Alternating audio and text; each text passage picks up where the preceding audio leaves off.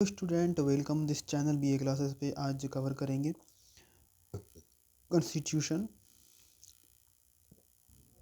तो आज कवर करेंगे हम अपना constitutional value and fundamental duty semester 2 का यूनिट 1 शॉर्ट्स क्वेश्चन। ठीक है, तो ध्यान से देखेंगे जितने भी स्टूडेंट हैं। ठीक है, तो स्टार्ट करते हैं। ये क्वेश्चन है 50 से 80 वर्ड के अंतर्गत। ये सभी क्वेश्चन को मैंने डील किया हुआ है। बहुत ही इंपॉर्टेंट वर्ड सब लिए हुए हैं ताकि आप अगर इसको पढ़ते हैं तो एग्ज़ाम में इसका डिटेल एक्सप्लेन करेंगे ताकि आपको बहुत अच्छा नंबर मिलेगा। ठीक है, बहुत शॉर्ट्स में बहुत ही इंपॉर्टेंट बातों को लिखा गया है। डिटेल बहुत ही ज़्यादा 2-3 पेज का आंसर नहीं लिखा गया है क्योंकि पढ़ाते पढ़ाते टाइम निकल जाएगा जिससे कि आपको याद भी नहीं होगा। ठीक है, शॉर्ट्स आंसर इसलिए लिया गया है ताकि उसमें बहुत ही इंपॉर्टेंट बातें हैं, अगर उसको पढ़ लेते हो, ध्यान ले लेते हो, देख लेते हो तो उसको अच्छे से एक्सप्लेन करोगे तो वो कम से कम एग्ज़ाम में 1 से 2 पेज लिख सकोगे। ठीक है, तो देखते हैं। फर्स्ट क्वेश्चन है कि मूल कर्तव्य के कानूनी पहलू क्या हैं। मूल कर्तव्य नागरिकों के नैतिक दायित्व हैं जिन्हें संविधान के अनुच्छेद 51A में बताया गया है। यह कानून रूप से प्रत्यक्ष रूप से लागू नहीं होता, परंतु न्यायालय इन्हें कानून की व्यवस्था में सहायता मानते हैं। सरकार भी नीतियाँ बनाते समय मूल कर्तव्यों का ध्यान रखती है। यदि नागरिकों इन्हें नहीं निभाती तो यह उनके नैतिक आचरण की कमी समझी जाती है। एक्सप्लेन करें इसको तो मूल कर्तव्य के नैतिक दायित्व होते हैं, कुछ कर्तव्य होते हैं। ठीक है, जिन्हें संविधान के अनुच्छेद 91A में बताया गया है। ठीक है, ये कानून रूप से प्रत्यक्ष रूप से लागू होता है। यह कानूनी रूप से प्रत्यक्ष रूप से लागू होता है, लागू नहीं होता है, परंतु न्यायालय इन्हें कानूनी व्यवस्था में सहायक मानती है। मतलब कानूनी व्यवस्था में जो है 91A में जो लिखा गया है उसको सहायक मानती है, लेकिन प्रत्यक्ष रूप से इसका पालन ये फिर लागू नहीं होता है। ठीक है, सरकार भी नीतियाँ बनाते समय मूल कर्तव्यों को ध्यान रखती है। मतलब जो सरकार कानून नियम लागू बनाती है उस समय भी जो 91A आर्टिकल में लिखा गया है उस बातों को ध्यान रखती है। ठीक है, यदि नागरिक इन्हें नहीं निभाते हैं, अगर जो लागू किया गया है या फिर जो किया गया उसे नहीं निभाते हैं तो यह नैतिक आचरण की कमी समझी जाती है। मतलब नैतिक आचरण जो है तुम्हारे में जो एक तरह का नैतिक आचरण है उसमें कमी समझी जाती है। नैतिक आचरण का मतलब है कि इसका अच्छे से व्यवहार विचार और जो होता है ना कि एक संस्कार बच्चे के अंदर जो भी क्वालिटी होती है वो एक तरह का एक्सप्लेन अगर करें तो संस्कृति होता है, आचरण व्यवहार ये सब। ठीक है,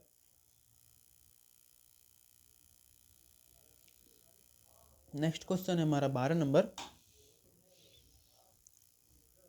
न्याय के संबंध में प्लेटो की अवधारणा क्या है। तो प्लेटो के अनुसार न्याय का अर्थ है समाज और व्यक्ति का अपने अपने कार्यों को ठीक तरह से निभाना। समाज के 3 वर्ग होते हैं, दार्शनिक, सैनिक और उत्पादन करने वाले लोग। जब हर वर्ग अपनी भूमिका सही तरीके से निभाते हैं तब समाज में न्याय स्थापित होता है।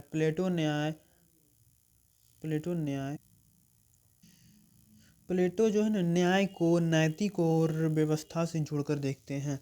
इसको एक्सप्लेन करें तो प्लेटो के अनुसार न्याय का अर्थ है समाज और व्यक्ति को अपने अपने कार्यों को ठीक तरह से निभाना। जितने भी व्यक्ति हैं अपने समाज में अपने कर्तव्यों को ठीक तरीके से निभाएं। समाज के 3 वर्ग होते हैं, दार्शनिक होते हैं, सैनिक और उत्पादन। ठीक है, ये 3 वर्ग हैं।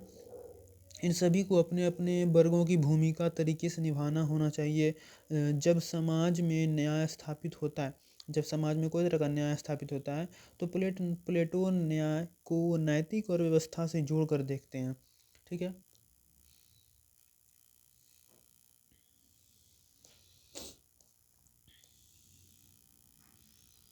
नेक्स्ट क्वेश्चन हमारा रहेगा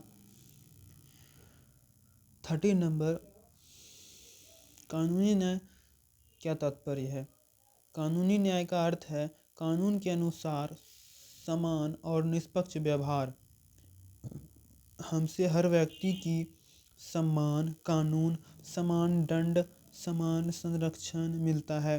कानूनी न्याय इस विचार पर आधारित है कि कानून भी व्यक्ति कानूनों से ऊपर नहीं है। इसको अगर एक्सप्लेन करें तो कानूनी न्याय का अर्थ है कानून के अनुसार समाज और निष्पक्ष व्यवहार। इसमें हर व्यक्ति को समान कानून, समान दंड और समान संरक्षण मिलता है। न्याय के अकॉर्डिंग अगर कोई व्यक्ति कोई भी तरह से अमीर गरीब या फिर कोई तरह का धर्म से बिलोंग करता है या फिर कोई भी तरह से वो लिंग से डिफरेंट है तो उससे भी वो उतना ही सम्मान, नियम के अकॉर्डिंग उतना ही सम्मान, उतना ही मतलब दंड और कानूनी रूप से हर एक चीज़ को मानना पड़ेगा।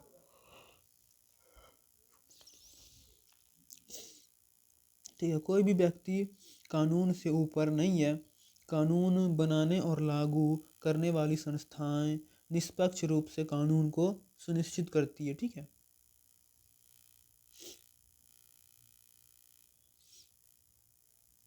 14 नंबर क्वेश्चन है सामाजिक न्याय। सोशल जस्टिस क्या है?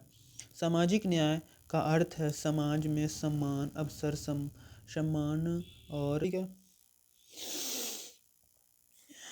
सामाजिक न्याय को अगर एक्सप्लेन करें तो कहें हम कि हमारे समाज में कोई भी तरह से भाषा, विचार या फिर व्यक्ति या फिर रंग या फिर लिंग या फिर किसी भी तरह से किसी के साथ कोई भी भेदभाव नहीं होना चाहिए। सभी के साथ समान सम्मान होना चाहिए। सभी के साथ एक तरह का व्यक्तित्व, व्यवहार, आचरण सभी को अपनी इच्छा के अनुसार करने देना चाहिए। और समाज में होने वाली भेदभाव, किसी को नीचा दिखाना, किसी के साथ असम्मान व्यवहार करना, किसी को कहीं पे जाने से रोकना, ये सभी को बंद करना, ये हमारा सामाजिक न्याय के अंतर्गत आता है।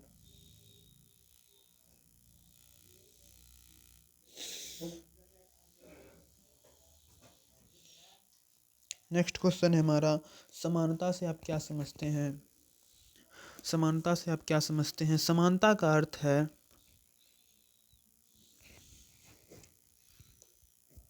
समानता का अर्थ है सबके साथ समान व्यवहार और समान अधिकार। ठीक है, संविधान संविधान कहता है। ठीक है, समानता से मतलब है कि सभी के साथ समान व्यवहार, विचार, संविधान के अनुसार किसी के साथ किसी भी तरह का भेदभाव नहीं होना चाहिए। और लिंग, जाति, भाषा की मतलब हर एक प्रश्न का अर्थ यही है कि आप सबके साथ सम्मान, अच्छे से मतलब व्यवहार, अच्छे से मतलब बिना भेदभाव के साथ अपने आसपास के हर एक व्यक्ति के साथ अच्छे से व्यवहार, विचार और सम्मान बना सकें। ठीक है, समानता दो भागों में होता है। समान अवसर, कानून के सामने समानता, यह समाज में न्याय और संतुलन बनाए रखती है। समानता क्या करती है? समाज में इज्जत और समाज में संतुलन बनाए रखती है।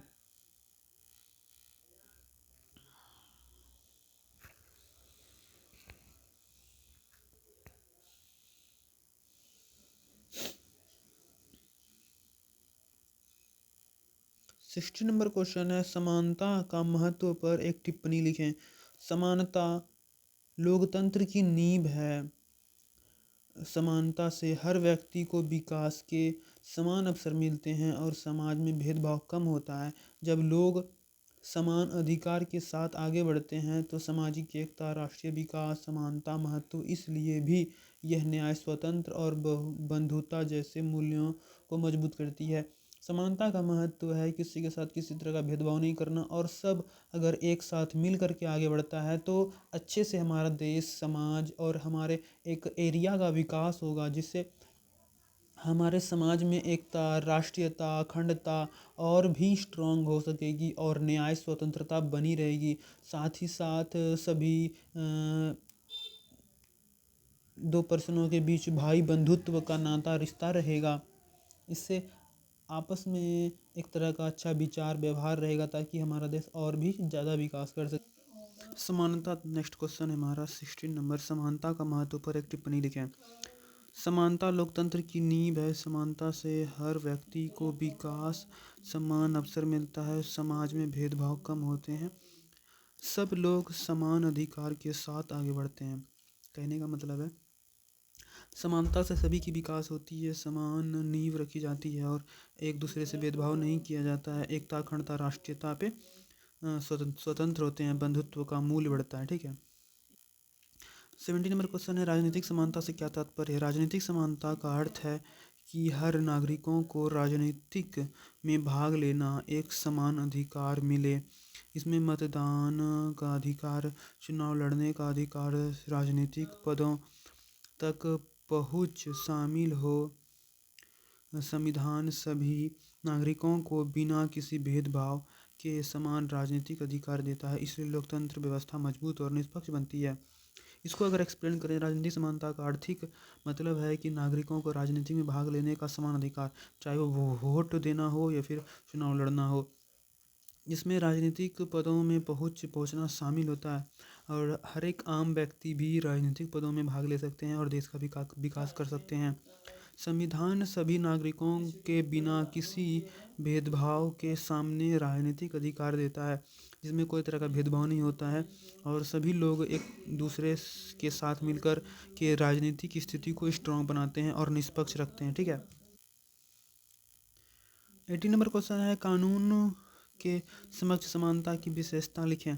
कानून के समक्ष समानता की विशेषता, सभी नागरिकों का समान कानून। दूसरा नंबर पॉइंट है, समान कानून संरक्षण। 30 नंबर है, कानूनों के सामने कोई विशेष अधिकार नहीं।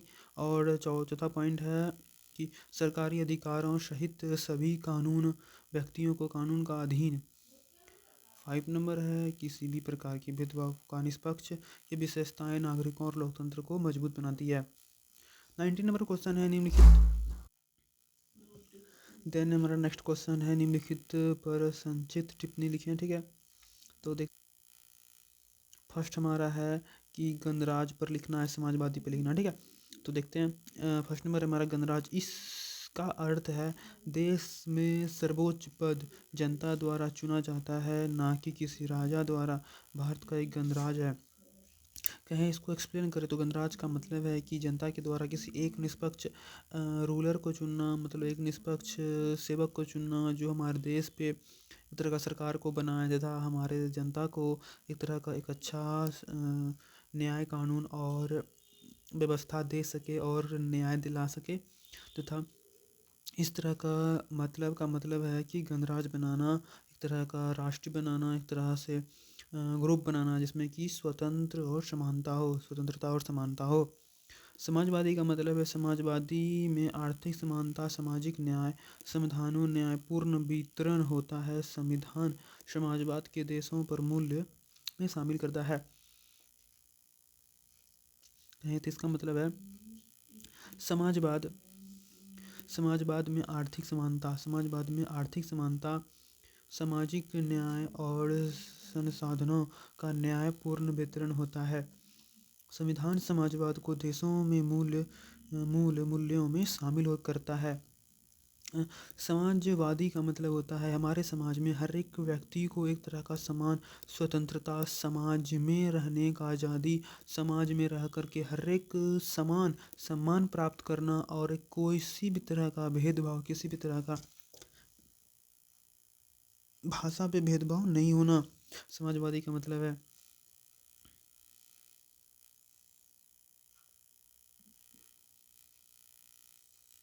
नेक्स्ट क्वेश्चन है, धर्मनिरपेक्ष और भारतीय संविधान में संबंध बताएं। धर्मनिरपेक्ष का मतलब होता है हमारे देश में किसी भी एक धर्म की वो नहीं है, जिसमें हमारे देश में हर एक तरह के धर्म को पूर्ण रूप से आज़ादी मिला गया है। वो अपने धर्म का प्रचार प्रसार और उसे मान सकते हैं, सम्मान कर सकते हैं और अपना सकते हैं। इसमें कोई तरह का भेदभाव नहीं होना है। और भारतीय संविधान में जो है, हमारा भारतीय संविधान क्या है, हमारे देश की रक्षा करना, स्वतंत्रता को बनाए रखना, संविधान का पालन करना, संविधान में लिखे गए हर एक नियम कानूनों को मानना और तथा मनवाना, और उसका कोई विरोध करे तो उसको दंड देना, ये तरह से आया है। ठीक है। और इसमें एक तरह से अगर संबंध बताएं तो हमारे संविधान में धर्मनिरपेक्ष एक तरह का बहुत ही बड़ा टॉपिक है, जिसमें कि संविधान में साफ सुथरा लिखा गया है कि हमारे देश एक तरह का धर्मनिरपेक्ष देश है, जिसमें कि हर एक पर्सन को अपने धर्म मानने की आज़ादी है। इसमें कोई तरह का वो भेदभाव या फिर कोई तरह का उसको मना नहीं कर सकता है। ठीक है, इसको अगर हम जो लिखा गया इसको एक्सप्लेन करें, पढ़ करके देखते हैं क्या लिखा गया है। संविधान, भारतीय संविधान धर्मनिरपेक्ष है, जिसका अर्थ है कि किसी राज्य किसी भी धर्म को अपना धर्म नहीं मानता है। मतलब हमारा देश कोई भी एक धर्म नहीं मानता है, वो सभी धर्मों के साथ समान व्यवहार करता है। नागरिकों को अपनी पसंद का धर्म मानना, प्रचार करना और पालन करने की स्वतंत्रता है। धर्मनिरपेक्ष धार्मिक भेदभाव को रोकता है और राष्ट्रीय एकता को मजबूत बनाता है। जो हमने कहा वही है कि हमारा देश कोई तरह का धर्म, किसी एक धर्म पर विशेष अधिकार नहीं देता है, वो सभी धर्म को मानता है तथा हमारे देश में हर एक धर्म के पर्सन अपना धर्म का प्रचार प्रसार कर सकते हैं और बिना किसी दूसरे धर्म को नुकसान पहुंचाए वो जितना भी अपने धर्म का प्रचार प्रसार कर सकते हैं। इसे कोई रोक टोक नहीं है, ये हमारे कॉन्स्टिट्यूशन में साफ सुथरा लिखा गया है। 21 नंबर क्वेश्चन है, भारतीय संविधान के अनुच्छेद 51A में और तथा 51AB में वर्णित मूल्य कर्तव्यों की व्याख्या करें। 51A में संविधान का पालन करना, राष्ट्रीय ध्वज राष्ट्रीय गान का सम्मान करना। हमारे कॉन्स्टिट्यूशन 51A के ए में संविधान का पालन करना, राष्ट्रीय ध्वज का सम्मान करना, ये हमारा मूल कर्तव्य के अंतर्गत आता है। और 51 के बी में राष्ट्र स्वतंत्रता संग्राम के आदर्शों को अपनाना और राष्ट्र की एकता अखंडता को बनाए रखना, ये कर्तव्य नागरिकों के देशभक्ति, अनुशासन, राष्ट्रीय जिम्मेदारी को मजबूत करता है। ठीक है, नेक्स्ट क्वेश्चन है हमारा 22, संविधान आर्थिक और सामाजिक। इसको अगर एक्सप्लेन कर, सामाजिक आर्थिक राजनीतिक न्याय की चर्चा कीजिए। सामाजिक न्याय जाति लिंग आदि के आधार पर भेदभाव समाप्त करना है। आर्थिक न्याय का मतलब है अवसरों को समान और साधनों का न्यायपूर्ण वितरण। राजनीतिक न्याय क्या है? संविधान का मतदान, चुनाव लड़ने का, राजनीतिक प्रक्रिया भाग लेने का समान अधिकार है। राजनीतिक न्याय का मतलब है कि सभी को मतदान, चुनाव लड़ने का अधिकार, राजनीतिक प्रक्रिया में भाग लेने का अधिकार, सभी को समान है, सभी को समान सम्मान है कि वो अपने ये सब कर सकते हैं। इसमें कोई तरह का रोक टोक नहीं है। राजनीतिक न्याय का मतलब यही है। आर्थिक न्याय का मतलब है आर्थिक यानी पैसे के और जाति या फिर भाषा के अकॉर्डिंग सभी को न्यायपूर्ण वितरण, न्यायपूर्ण सम्मान मिलना चाहिए। और सामाजिक न्याय का मतलब है किसी भी तरह जाति धर्म लिंग के आधार पर किसी तरह से किसी भी टॉपिक पर भेदभाव नहीं होना चाहिए। ये इन तीनों का उद्देश्य समानता मूलक समाज बनाना है। इन तीनों का मतलब है कि हमारे देश को, हमारे समाज को समानता मूलक देश समाज बनाना है।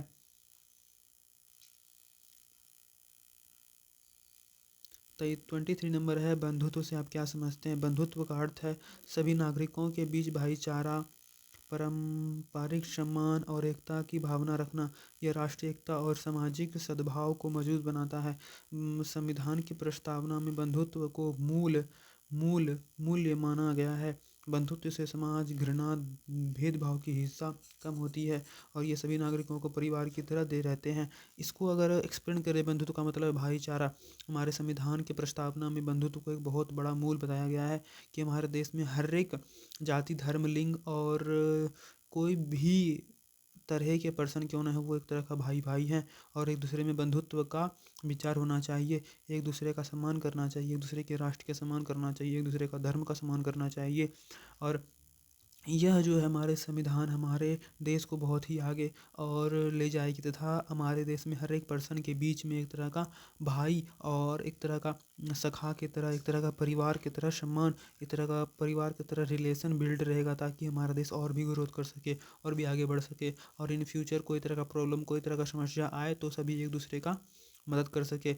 यह कहने का मतलब है, यह टॉपिक, यह वर्ड का मतलब है हमारे देश में बंधुत्व को बनाए रखना, हमारे देश में परिवार, हमारे देश में भाईचारा को बनाए रखना, हमारे देश में किसी भी तरह का लड़ाई झगड़ा नहीं होना।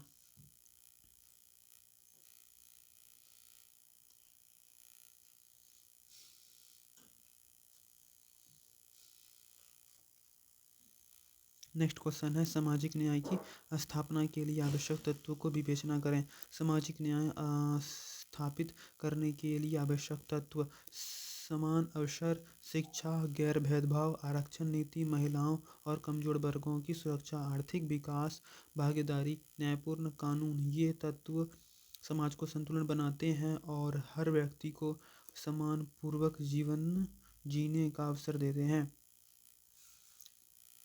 इसको अगर एक्सप्लेन करें तो सामाजिक न्याय की स्थापना करने का मतलब है, तत्व का मतलब है कि हमारे देश में, हमारे समाज में शिक्षा को बनाए रखना, गैर भेदभाव, कोई भी तरह का भेदभाव नहीं रखना, आरक्षण नीति देना, महिलाओं को, कमजोर वर्गों को सुरक्षा देना, आर्थिक विकास करना, भागीदारी, न्यायपूर्ण कानून बनाए रखना तथा यह तत्व समाज को संतुलन बनाने में मदद करती है और विकास करने में मदद करती है। नेक्स्ट हमारा क्वेश्चन है 25 नंबर, धर्मनिरपेक्षता। धर्मनिरपेक्षता का क्या अर्थ है? धर्मनिरपेक्ष का मूल आधार क्या है? धर्मनिरपेक्षता का अर्थ है कि राज्य धर्म से अलग रहे और सभी धर्मों को समान सम्मान दे। इसके मुख्य आधार हैं कि धर्म की स्वतंत्रता, राज्य के किसी भी धर्म का पक्ष न ले, धार्मिक भेदभाव, निष्पक्ष और सभी धर्मों के लिए समान सम्मान कानून। यह भारतीय लोकतंत्र की एक मुख्य विशेषता है। इसको अगर डिटेल से समझें, धर्मनिरपेक्षता का मतलब है कि हमारे देश में किसी भी तरह का, किसी भी एक धर्म का विशेष अधिकार नहीं होना चाहिए, बहुत ज़्यादा अधिकार नहीं होना चाहिए। हमारे देश में सभी धर्मों को समान अवसर मिले। धर्मनिरपेक्षता का मूल आधार क्या है कि हमारे देश में धर्मों की स्वतंत्रता, राज्य धर्म का पक्ष न ले।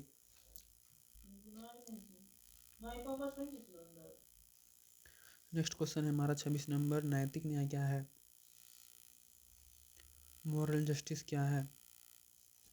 नैतिक न्याय का अर्थ है सभी न्याय, सदाचार, व्यवहार के आधार पर न्याय का पालन करना। यह कानून और ऊपर नैतिक सत्य, ईमानदारी और मानवता का पर आधारित होता है। नैतिक न्याय व्यक्तियों को अपनी गलतियों स्वीकार करने, दूसरे के साथ व्यवहार रखने और न्यायपूर्ण समाज बनाने में प्रेरणा देती है। नैतिक न्याय का मतलब है कि एक दूसरे में भाईचारा होना चाहिए, सदाचार होना चाहिए, व्यवहार होना चाहिए, सत्य बोलने का आदत होना चाहिए, ईमानदारी होना चाहिए, मानवता होना चाहिए। नैतिक न्याय का मतलब है एक दूसरे का बहुत ही प्यार से, एक दूसरे के बंधुत्व से, भाईचारा तत्व के साथ रहना चाहिए। किसी भी तरह से किसी का भी भेदभाव या फिर असम्मान नहीं करना चाहिए। सभी को सम्मान के साथ रहना चाहिए, एक दूसरे का साथ देना चाहिए। और ये हमारा जो है constitution, value, fundamental doubts, duties का जो है हमारा ये last question 27 shorts question unit 1 का है। इसको एकदम अच्छे से ध्यान से देखना है। जितने भी बंदे हो सभी को PDF अगर चाहिए तो वो कमेंट कर सकते हो, मैं PDF दे दूंगा, ठीक है। 27 में क्वेश्चन है, भारतीय संविधान में समाज न्याय का क्या प्रभाव है? समाज न्याय से भारत में समानता, भेदभाव रहित समाज बनाने महत्व भूमिका निभाने, संविधान न आरक्षण, समान अवसर, शिक्षा के आधार पर महिलाओं को, कमजोर वर्गों को सुरक्षा जैसे प्रावधान किया।